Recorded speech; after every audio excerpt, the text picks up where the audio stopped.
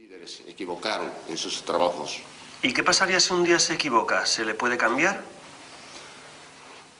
De eso no sé cómo yo puedo decirlo, no sé. Primera regla que hay que memorizar al entrar en la secreta Corea del Norte. El líder nunca se equivoca.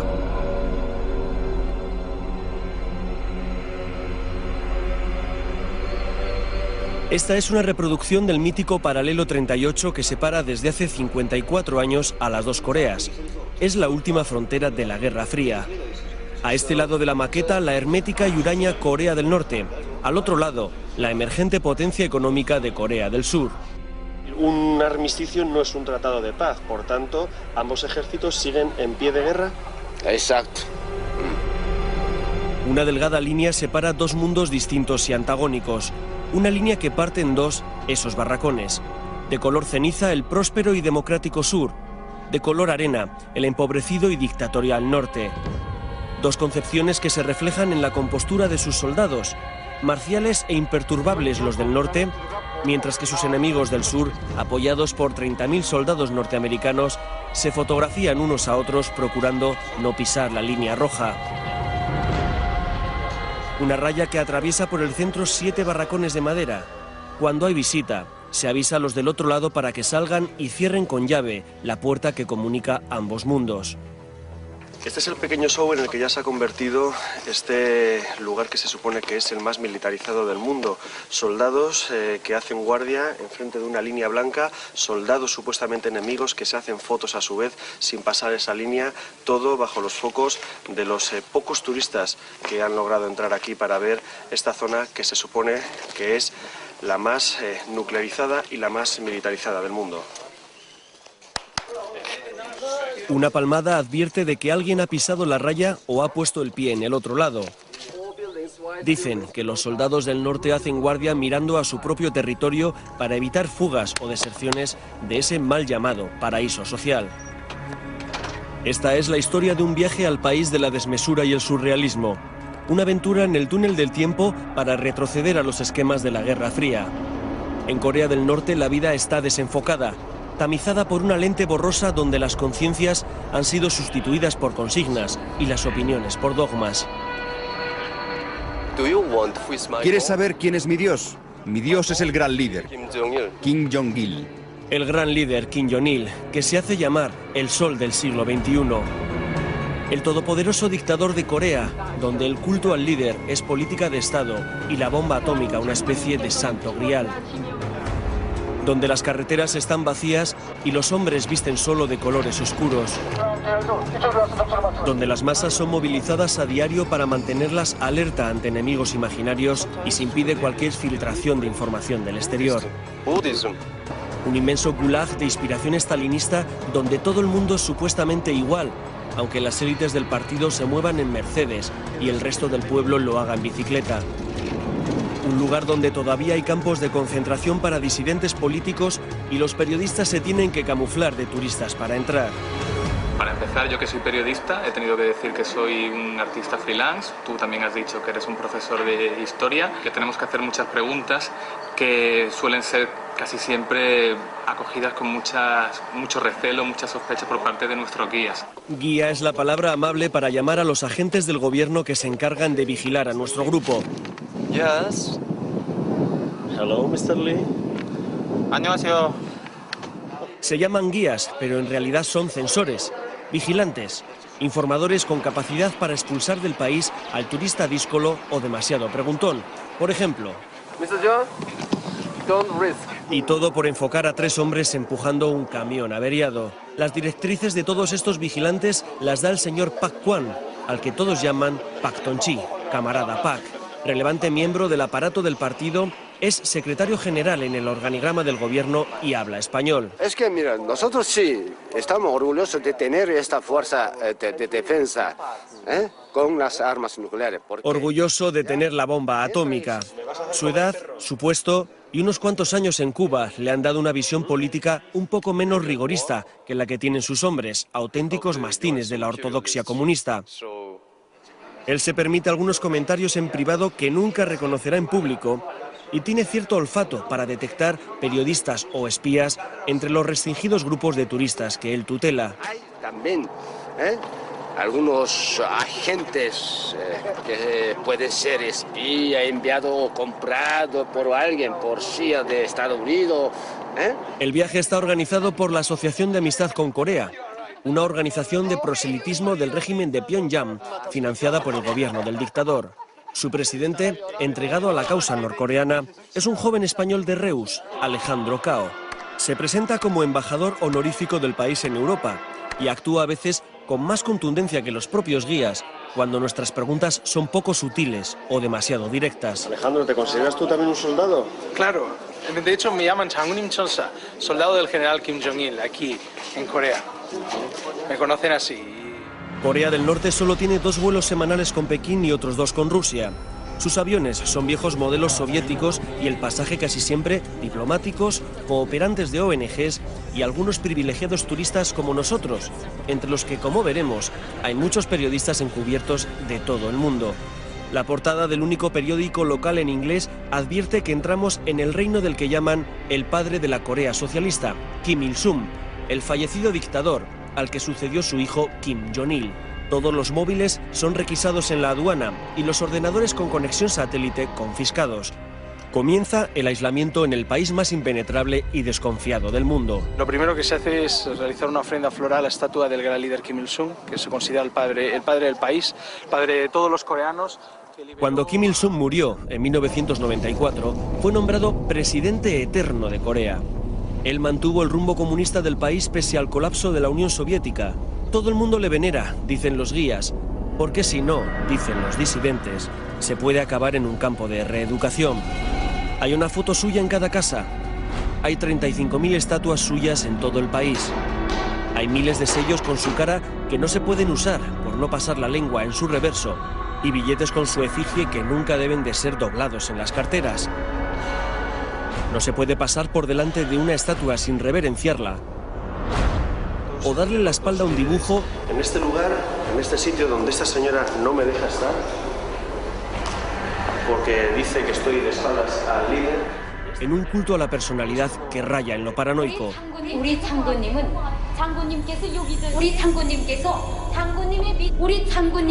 Changunim Keso, nuestro general. Repetido hasta la extenuación o el aburrimiento. Hay una especie de alienación espiritual que obliga a rendir pleitesía a ese líder distante y enigmático. Estamos en el museo de una cooperativa agraria, pero la guía se empeña en enseñarnos la mesa donde se apoyó el líder, la silla donde se sentó el líder, los cuencos donde bebió sopa el líder. Pero para no dar tiempo al turista a reflexionar o a preguntar, apenas está media hora en cada sitio, no sea que percibamos que todo está preparado y cronometrado para enseñarnos una porción de realidad blanqueada. Este reportaje está elaborado prácticamente desde un autobús, robando imágenes en marcha, para tratar de obtener un retrato aproximado, aunque sea movido, de este país ensimismado. Transitamos por autopistas de 5 carriles y nos preguntamos lo mismo que ustedes. ¿Dónde están los coches? 3, 4, por lo menos, 4 columnas de tanques pasan por aquí. 4 columnas. Aquí las carreteras, bueno, en general toda la infraestructura está orientada a la defensa y a la parte militar. Entonces tiene sentido, igual que las autopistas que habíamos hablado antes, que son de zona de aterrizaje y despegue de aviones de combate, se utilizan con ese propósito. Sí, pero es que aquí no hay coche ninguno tampoco, ¿eh? Solo determinados vehículos usan regularmente esta autopista, entonces el resto, todos los vehículos, transportes, mercancías, van por carreteras secundarias. Se pueden buscar explicaciones más peregrinas, pero menos es difícil. En caso de guerra, lo primero en ser destruidos serán este tipo de infraestructuras. Sin embargo, Alejandro y el resto de guías se empeñan en esconder algo tan sencillo como que la ausencia de vehículos se debe a que en este país no hay propiedad privada y que el embargo internacional provoca la carestía del combustible. Por esos 2 motivos, pero sobre todo por el de no colapsar las carreteras y no polucionar y ahorrar energía, son los motivos por los cuales no hay vehículos privados. Se apela al medio ambiente, pero se levantan fábricas en medio de la ciudad. Desde luego, la ausencia de coches tiene cierto encanto para una mentalidad acostumbrada a atascos y contaminación, pero el caso es que aquí no hay coches, porque el gobierno no lo permite. Solo aquellos que tengan algún familiar en el extranjero que envía divisas puede acceder bajo permiso a conseguir un vehículo. Esto es una vía secundaria, como las que comenta Alejandro, y tampoco hay coches. A solo un paso de las gigantescas factorías de Hyundai o Kia, al otro lado de la frontera, la bicicleta sigue siendo el transporte universal de la ciudadanía. Eso sí, las carreteras estarán vacías, pero muy limpias, porque en Corea se barren las calzadas. Hay brigadas de barrenderos que cepillan kilómetros y kilómetros de asfalto solitario.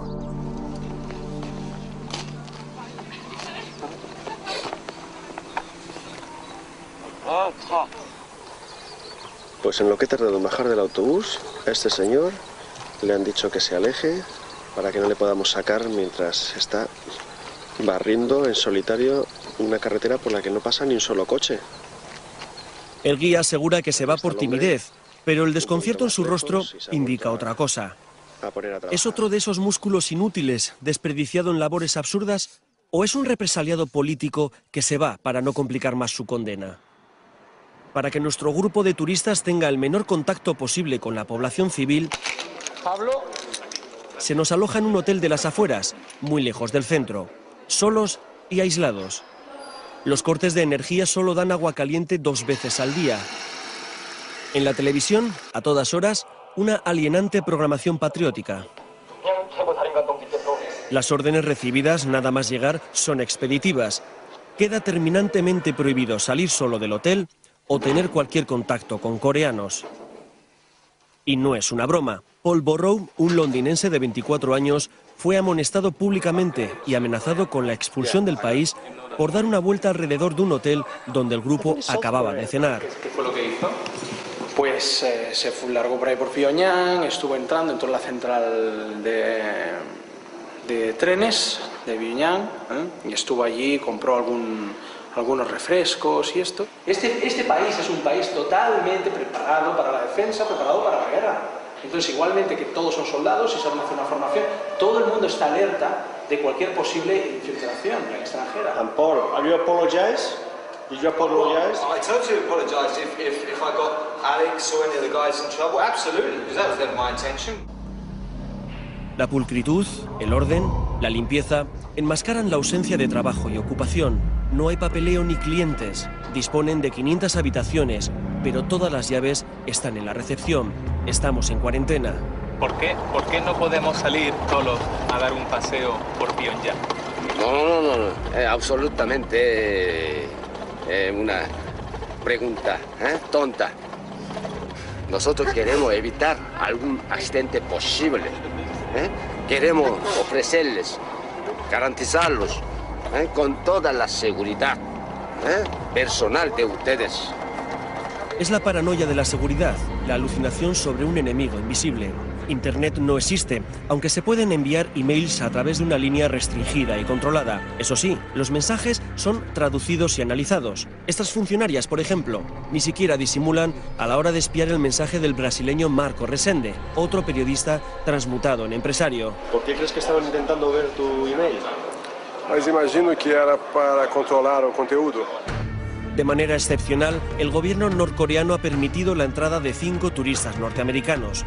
5 turistas enemigos. Desde la olvidada guerra de los años 50, Estados Unidos se ha convertido en el gran Satán para Corea. Y Corea, desde hace unos años, en uno de los vértices del llamado por George Bush, eje del mal. This is a present for the dear leader, Kim Jong-il, and it's a... Are you American? Yes, I'm from the United States, from Virginia. And you call President the dear President? The dear leader. The dear leader. Kim Jong-il, yes. Puede que el señor Borden aprecie mucho al querido líder, pero Kim Jong-il ha decidido que los norteamericanos solo pueden estar 3 días en Corea. Eso sí, al mismo precio que pagamos el resto por semana y media. El regalo de George Borden acabará en este faraónico museo, donde están los más de 200.000 presentes recibidos por el dictador padre y el dictador hijo en 50 años. El lustre de los pomos de bronce se mantiene con paños esterilizados. y nuestros pies deben cubrirse con unos zapatos de tela para preservar esa fantasía blanca de lo eterno. La iluminación sugiere la entrada al Olimpo, donde recibe, como siempre, el difunto padre de todos los coreanos. Es un pequeño Versalles lleno de pasillos inquietantes. Son casi 300 salas que se van iluminando de manera fantasmagórica. Hay una vitrina reservada a España con el Quijote y el barco de madera, regalados por Santiago Carrillo, y otros presentes enviados por el Partido Comunista en los años 70. El Museo de los Regalos de los Presidentes Kim Il-sung y Kim Jong-il está horadado en una montaña situada en uno de los lugares más imponentes y más inaccesibles de Corea. Cualquiera podría pensar que se ha buscado un lugar paradisíaco para situar este museo, pero aquí insisten en que se ha horadado toda una montaña para preservar estos regalos de un posible bombardeo de Estados Unidos. Aquí hay regalos del pasado esplendor soviético y recuerdos de casi todos los antiguos amigos de los líderes, desde un tren blindado regalado por Stalin a espadas de Gaddafi, pasando por todo tipo de presentes de Ceausescu, Tito, Fidel Castro o Mao Zedong. Una apoteosis kitsch y un interesante lugar para preguntarse qué sitio ha reservado la historia para todos ellos. Porque si de algo saben en este país, como en cualquier dictadura que se precie, es de falsear la historia para reinventar el pasado. Aquí hay un arma de guerra utilizada por los antiguos coreanos, que se parece mucho a un misil. En este museo de la ciudad de Kaesong se pretende hacer creer, con unos burdos dibujos, que los coreanos inventaron los misiles hace cientos de años, y de ahí les viene la tradición nuclear. El primer misil de la historia, repiten las guías con un gesto aburrido. En otro lugar nos intentan convencer de que esas estatuas de piedra que imitan a las supuestamente originales son patrimonio de la humanidad, en lugar de simple atrecho. Lo único que está certificado en este lugar como valor arqueológico por la UNESCO es una tumba real, pero acostumbrados a visitantes dóciles, los guías repiten las mentiras como si nada. Toda dictadura apela a un supuesto pasado mítico e imperial. Toda dinastía autoritaria, como la de los Kim, busca legitimación en antiguas estirpes guerreras. Estos son restos de los misioneros que enviaban a los Estados Unidos con el objeto de sabotear a Corea, efectuar actividades sobre todo de espionaje. El llamado Museo de las Atrocidades de Sinchon es otro de esos lugares donde 200.000 escolares al año aprenden a renovar su odio contra Estados Unidos. Los cuadros hiperrealistas muestran a curas torturando niños, soldados serrando cabezas o taladrando cerebros. Torturas inquisitoriales de una crueldad infinita que no están acreditadas por comisiones internacionales ni evidencias forenses. Las supuestas órdenes de los oficiales estadounidenses son toscas fotocopias sin sellos ni firmas ni órdenes de operaciones. Más historia reinventada. La casa de Majong-dae es donde supuestamente nació Kim Jong-il. Significa colina de los 1000 escenarios. La biografía oficial asegura que en 1945 expulsó él solo al invasor japonés al frente de sus guerrilleros, aunque no se menciona que 2 bombas atómicas habían provocado la rendición de Japón. Aquí la gente acude en formación. Vienen de fábricas, o pueblos o colegios. Vienen como obligados. No hay satisfacción en sus rostros, sino languidez. Son como androides en procesión. Acuden con la misma marcialidad que los pelotones militares.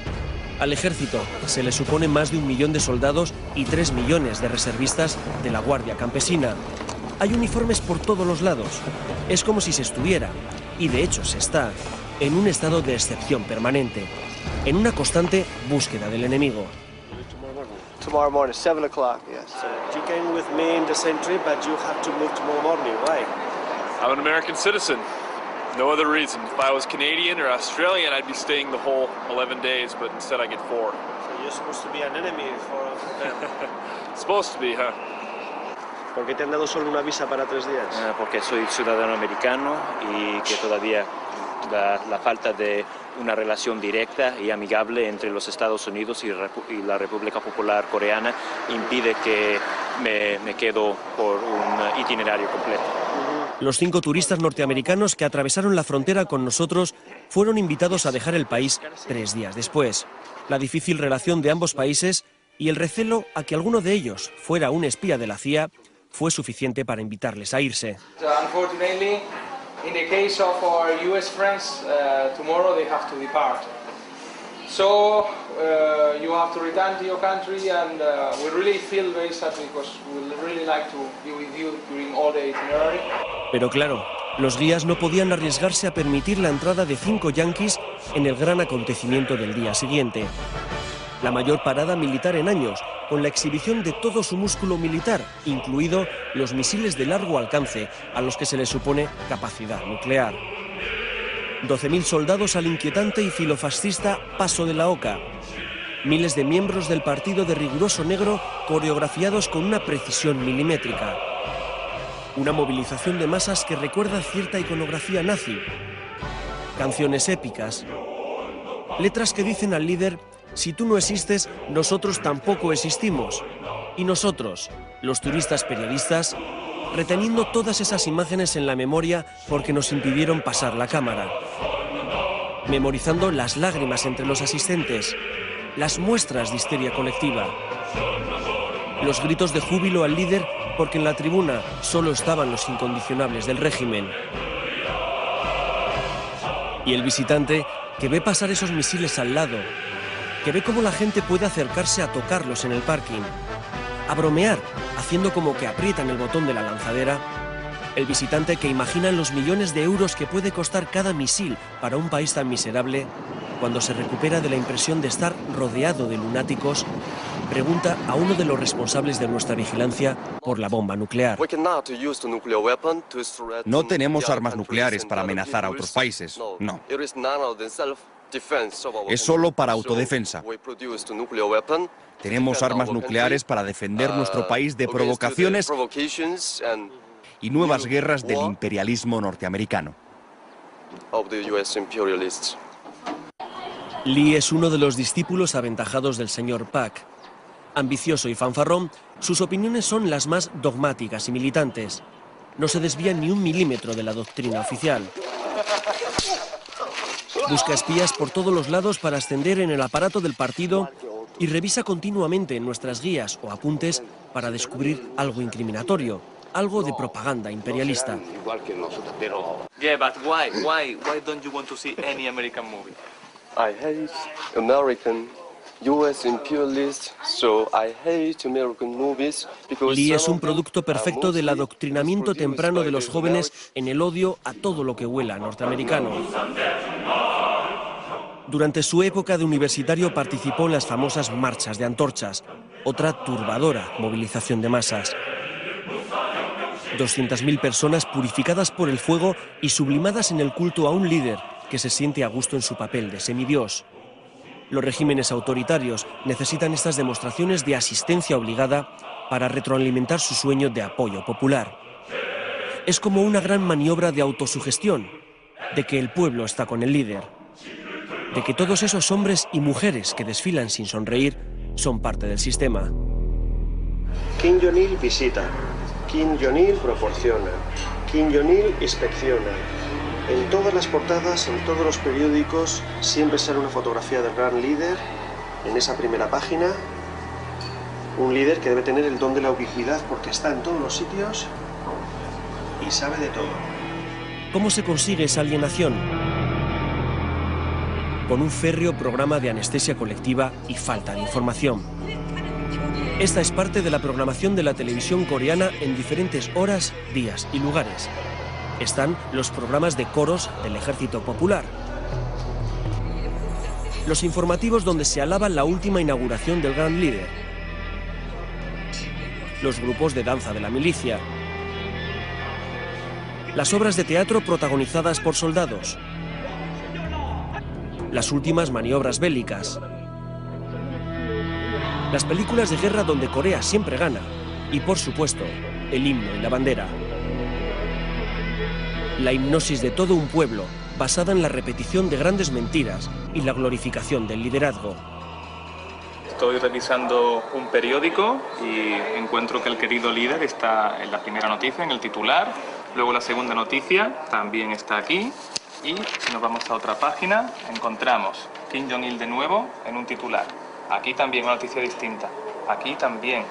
En esta también está Kim Jong-il. Esta es otra noticia distinta, también está Kim Jong-il. A Coreia do Norte está nas mãos de uma ditadura militar. E como toda ditadura militar, ela precisa manter a população num estado paranoico de permanente mobilização. Marco trabaja para la revista brasileña Época, aunque ha dicho que era director de marketing. La entrevista se realiza en su habitación tras confesar que él también es periodista. No somos los únicos. Pablo, del diario ABC, se ha colado como artista. Y Sasha, un reportero croata, ha dicho que era músico. Solo los últimos días del viaje, y tras superar la sensación de recelo y sospecha creada por los guías, se desvelan las verdaderas identidades. En Corea las paredes se escuchan, así que hay que hablar bajo en las habitaciones. No encuentro diferencias entre las movilizaciones nazis y las que hemos visto aquí.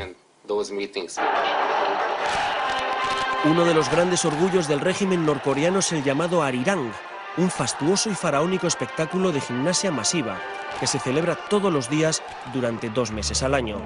La coreografía es perfecta y la representación consigue hechizar por su colorido, su grandiosidad y su complicación técnica. Pero es una enorme excentricidad.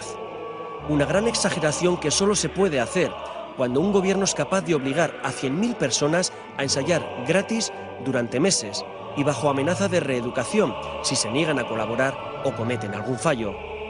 Es la gran apoteosis imperial de un dictador que juega con su pueblo y trata de hipnotizarlo con ceremonias de catarsis colectivas.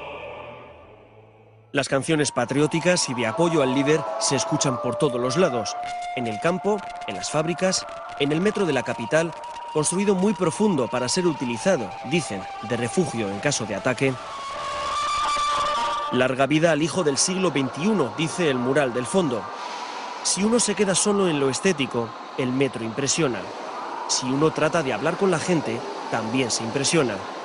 Veamos al señor Cho, nuestro guardián de hoy, ahuyentar a cualquier posible entrevistado. Supuestamente está preguntando a este hombre si quiere hablar conmigo, pero realmente le está ordenando que se vaya. ¿Lo intentamos una segunda vez? Lo intentamos una tercera vez. Solo tras decirle que tengo la sensación de estar viendo fantasmas y estar convencido de que nos está ahuyentando, el señor Cho obliga a una jovencita a decir a cámara su nombre y traducir que va a comer a casa de una amiga. Parecem guias, mas na verdade são agentes desse regime. E o objetivo deles não é nos mostrar o país. O objetivo deles é controlar o que nós fazemos. Aquí hemos visto cosas tan sorprendentes, tan kafkianas, cosas que podrían aparecer en el libro 1984 de Orwell, que todo sería demasiado divertido si no fuera tan triste como es para la mayoría de la gente que tiene que sufrir este sistema donde evidentemente no hay libertad. No se puede hablar con los pasajeros en el metro, pero sí podemos grabar los misiles del cartel que hay a la salida de la estación.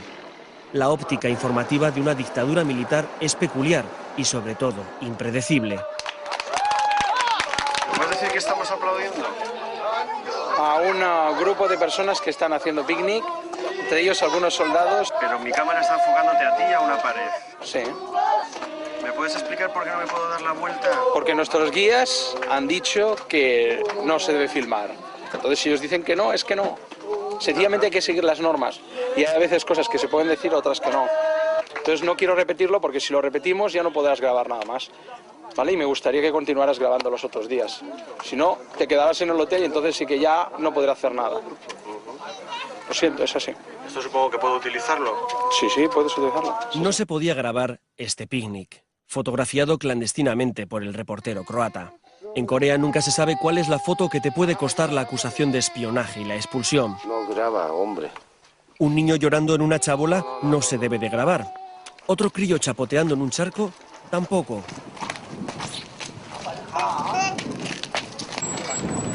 Esta otra imagen refleja una postal de tarde en un parque de la ciudad de Sinchon.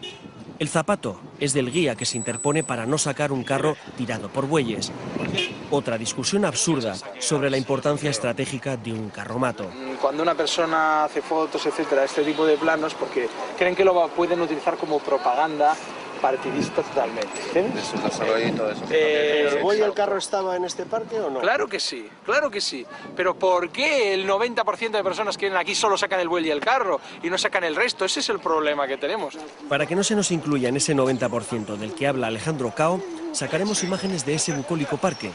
Pero también diremos que esa grabación fue un ruego especial del periodista harto de sacar fotos movidas desde un autobús que solo para en lugares que estén en el programa o que tengan un monumento al líder.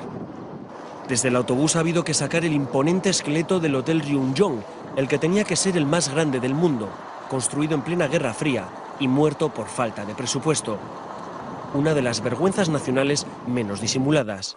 3.000 habitaciones, 105 pisos, el 10º edificio más alto del mundo. Iba a ser el orgullo de un país que quiere hacerlo todo más alto y más grande que nadie, como si esta fuera la única manera de medir ideologías. Un fiasco urbanístico que nunca podrá ser rehabilitado por la mala calidad del hormigón utilizado.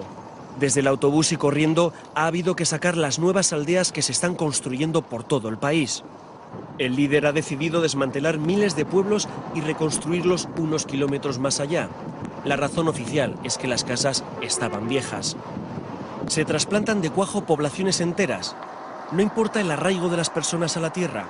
No importa borrarles los recuerdos de toda una vida o los vecinos de siempre. La orden es trasladarse y punto. Si tan orgullosos están de estas migraciones forzosas, ¿por qué no verlas de cerca?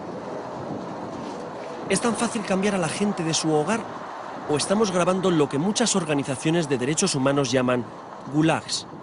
Lo que muchos disidentes y muchas fotografías aéreas señalan como campos de trabajo forzoso para disidentes políticos. ¿Es cierto que hay miles de presos políticos en este país? Es totalmente mentira. ¿Es cierto que existen campos de internamiento o de reeducación política para ese tipo de gente? Ya se han desaparecido. Ya ahora no funciona. ¿Es cierto que existieron al menos durante unos años o hasta hace unos años centros de reeducación? Unos 2 o 3 años sí, estaba funcionando y ahora ya se han desaparecido. No se huye nadie. Estamos hablando que hasta el año 2005. Naciones Unidas, Amnistía Internacional, el Observatorio de Derechos Humanos y muchas otras prestigiosas instituciones han denunciado la existencia de esos campos llamados de reeducación y que el secretario general Pak Kwam reconoce hasta hace 2 años. Lugares donde el disidente político es condenado sin juicio y recluido junto a padres e hijos para evitar su fuga. Se arrepentían de lo que habían hecho. Se calcula que puede haber hasta 200.000 presos políticos en estos momentos. El relator especial de la ONU sobre derechos humanos en Corea del Norte asegura que solamente por criticar el sistema económico comunista del país hay hasta 104 tipos de delitos de cárcel. Sí, cuando estaban devueltos, nosotros queríamos reeducarlos a través del trabajo en el campo. ¿Trabajo forzado? Forzado. ¿De cuánta gente estamos hablando?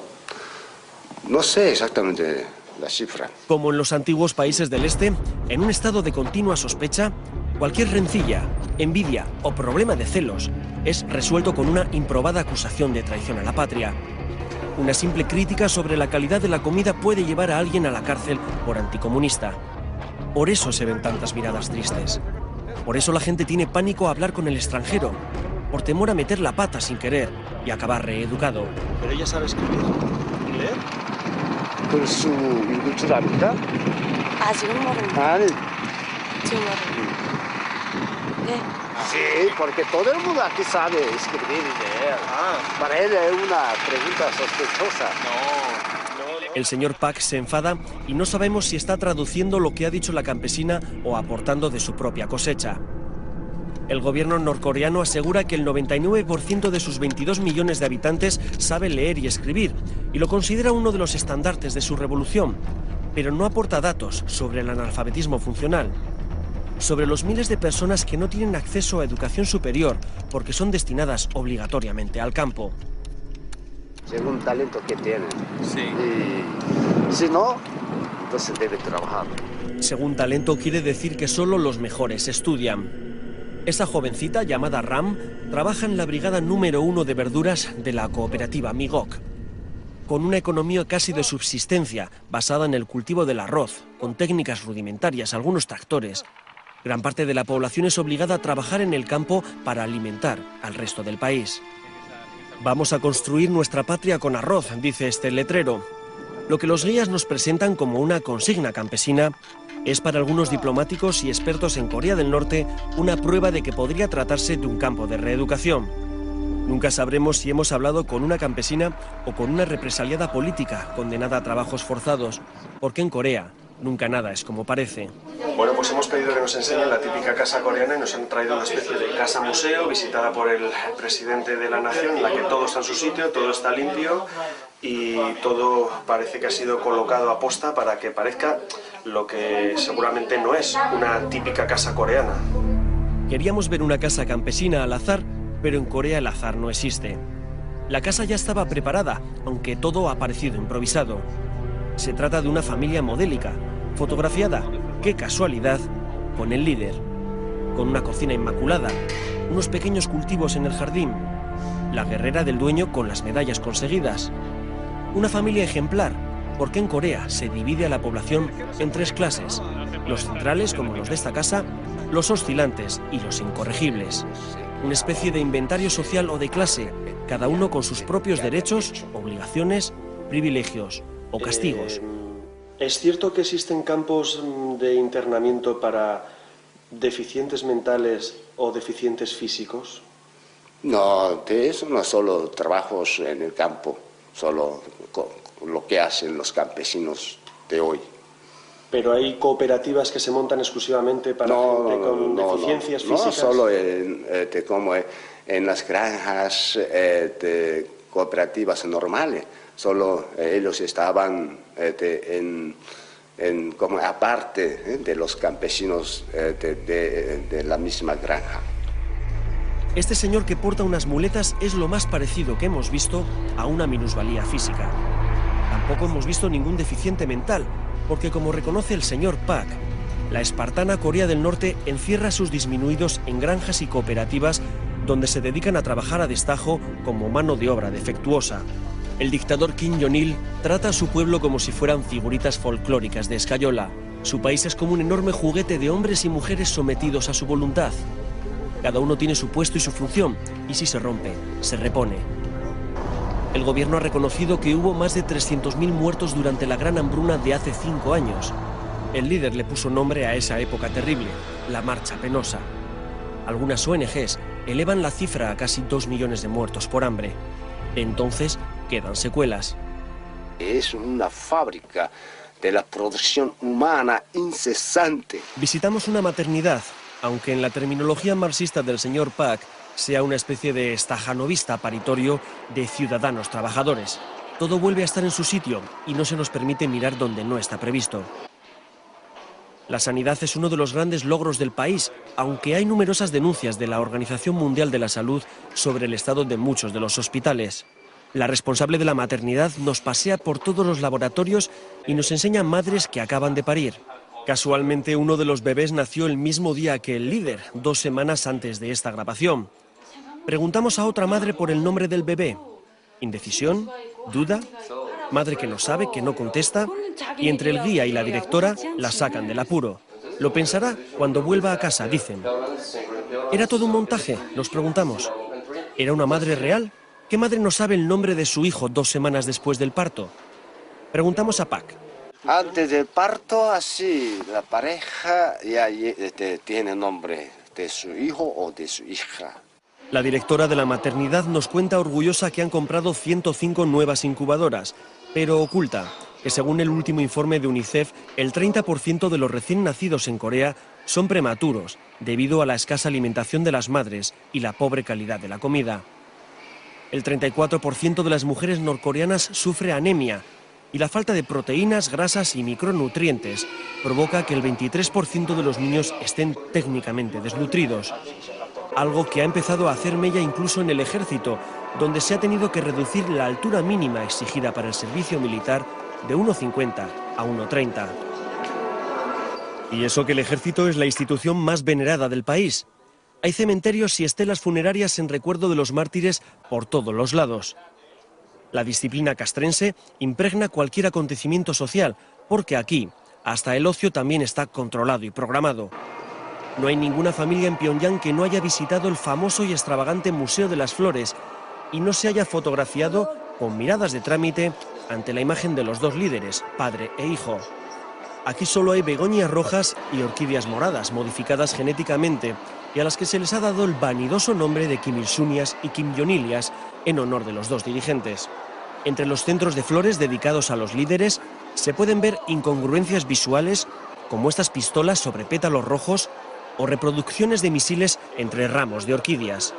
Son flores para el pueblo, rezan los carteles, entregadas por los dos padres de la patria. El gran líder ha escrito centenares de libros como este, ha diseñado la ciudad entera, ha pensado en sus plazas, en sus monumentos, ha inventado nuevos sistemas hidráulicos, software para ordenador, ha logrado la bomba atómica y todo lo ha hecho él. Dicen aquí que es porque tan solo duerme 3 horas diarias, y es que uno de los primeros objetivos de cualquier régimen totalitario es eliminar la capacidad crítica y reflexiva de sus ciudadanos. La Torre Juche pasa por ser, como no, el monolito más alto del mundo.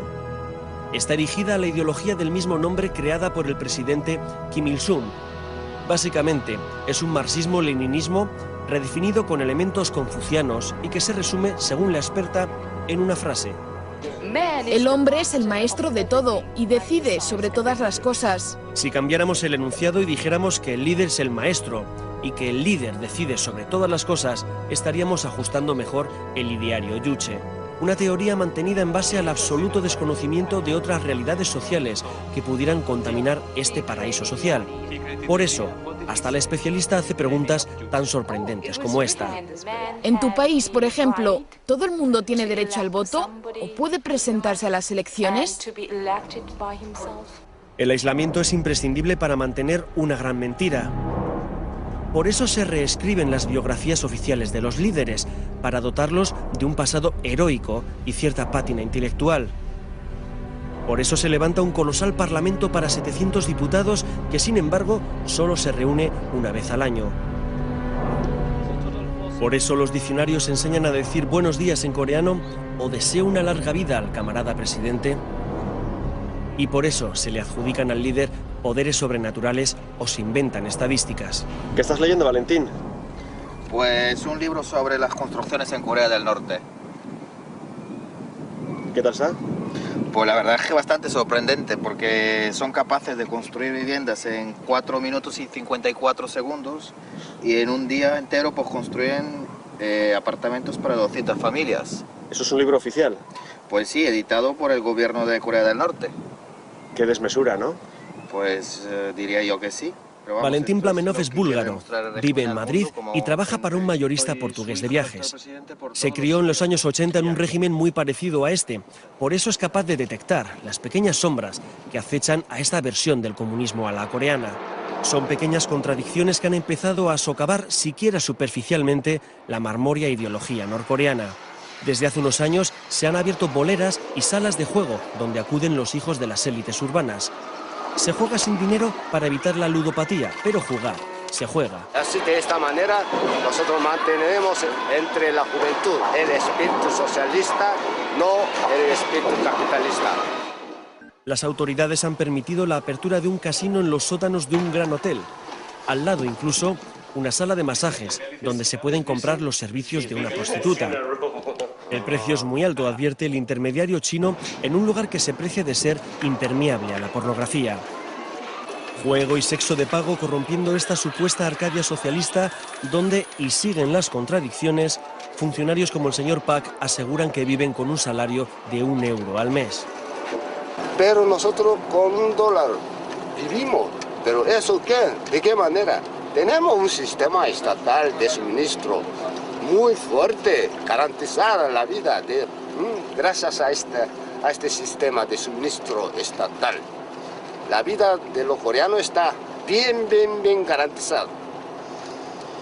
Pero Pak, solo las gafas y el reloj que llevas cuestan más de $1. Claro. ¿Cómo accedes a ello?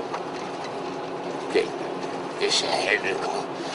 ¿Cómo yo puedo explicar? Estás diciendo que gastarías el salario de todo un mes, que es $1, pero para comprarte gafas. Es el método del cálculo de los occidentales, no el método de cálculo de los coreanos.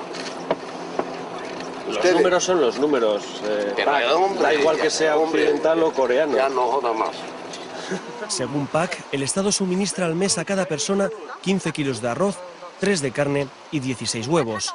Todo lo que no sea eso debe de ser comprado, por lo que está floreciendo un mercado negro de primera necesidad que los dirigentes no niegan, pero que llaman mercado secundario. Cada vez más ciudadanos acceden a los restaurantes estatales subvencionados a comer, por ejemplo, uno de los platos típicos, carne de perro, un manjar para algunos de nuestros circunspectos guías. You like the dog? Salud. Cheers. Yeah? How does it taste? It tastes dog meat. Corea del Norte es un régimen anciano y anquilosado que se mueve lentamente, pero se mueve. La aportación coreana a la hoz y el martillo comunista es un pincel que simboliza la presencia de los intelectuales en la revolución. Otra mentira de Estado. En Corea no hay pensadores, sino propagandistas del caudillo. No hay poetas o escritores, sino trovadores del régimen. El intelectual es crítico por naturaleza, el artista es indisciplinado. En realidad, ambos han sido carne de disidencia durante muchos años. La ideologización comienza en los colegios, en los institutos, en esos vestíbulos donde hay que saludar al líder cada vez que se pasa por delante, en esos pasillos escolares llenos de murales con fusiles y misiles, como si fuera de lo más normal, en esos dibujos de prisioneros norteamericanos, aunque en las clases de interpretación se utilice tecnología made in USA. En el Palacio de los Niños, un imponente edificio donde se enseñan diferentes disciplinas a los críos más talentosos, el plan de estudios combina arte e ideología. Aquí se construyen mentalidades patrióticas a través de los sentidos. Al visitante se le muestran niños cantando canciones sobre el presidente, pintando consignas revolucionarias o bailando bajo la atenta mirada de los líderes. En este país el dibujo es puro realismo social. En Corea del Norte no existe el arte abstracto o el figurativo, y mucho menos el surrealista. Se consideran desviaciones al verdadero sentido de las artes, que es formar ciudadanos correctos y obedientes. En este palacio se crean jóvenes autómatas, niños soldados moldeados en la adoración a un líder al que le deben casi la vida. Como dice el presidente de una organización surcoreana que trabaja para la unificación de ambos países, no creo que sea bueno ese entrenamiento ideológico en la educación de los niños. Corea en la época de Kim Il-sung es el título de uno de los libros que se pueden adquirir en la librería de la Biblioteca Nacional de Corea. Otra vez, un edificio gigantesco y una guía que se empeña en darnos todos los números y datos de carrerilla. Millones y millones de libros, entre los que pedimos a la responsable, por probar, el 1984 de Orwell, la obra maestra sobre los totalitarismos. No, preferimos tener libros útiles, tecnológicos, que ayuden y enseñen a la gente. Los libros que critican sistemas socialistas comunistas, lógicamente, que no son partidarios de la ideología y del sistema que existe en el país, normalmente no son permitidos.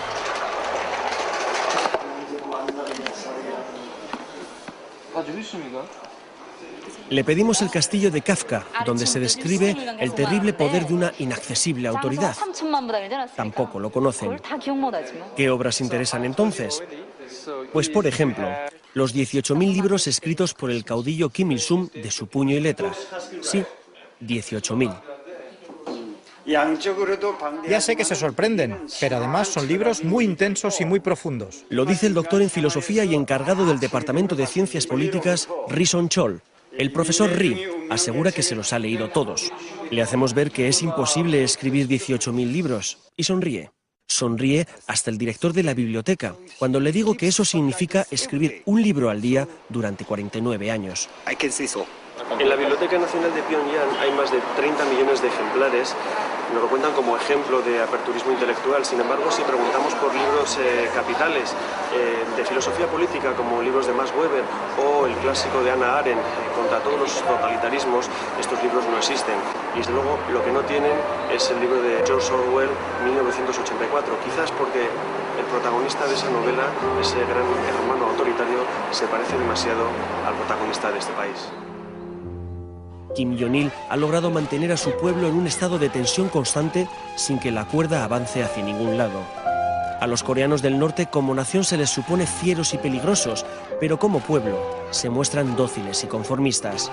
Así es el último bastión comunista del planeta, un estado totalitario y paranoico que mantiene encerrado y aislado a todo un pueblo. Al dejar el país, una buena noticia. Nos devuelven a todos nuestros teléfonos móviles. Volvemos a sentirnos dueños de nuestra agenda.